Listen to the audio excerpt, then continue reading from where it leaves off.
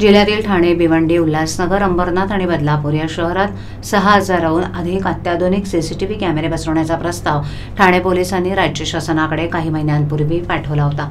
त्यानंतर राज्यात लागलेल्या निवडणुका, आचारसंहिता यामुळे हा प्रस्ताव बारगळला। मात्र आता या शहरांमध्ये सीसीटीव्ही यंत्रणा बसवण्यासाठी लागणाऱ्या 492,89,41,41 रुपयांच्या खर्चाला प्रशासकीय मान्यता देण्यात आली आहे। याबाबत शासनाकडून नुकताच निर्णय जाहीर करण्यात आला। पोलीस प्रशासनाला जिल्ह्याच्या सुरक्षेसाठी आणि यंत्रणेचा मोठा फायदा होणार आहे। या पोलिसांकडून ठाणे शहर पोलीस आयुक्तालयाच्या हद्दीत ठाणे, भिवंडी, उल्हासनगर, अंबरनाथ आणि बदलापूर या शहरात सीसीटीव्ही यंत्रणा बसवण्यासाठी शासनाकडे प्रस्ताव पाठवला होता।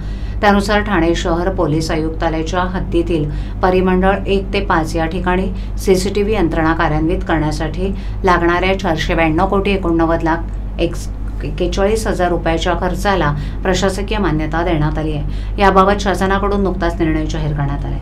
ठाणे महापालिकेनं शहरात 1,750 सीसीटीव्ही कॅमेरे बसवलेत, मात्र ही संख्या अत्यंत कमी आहे।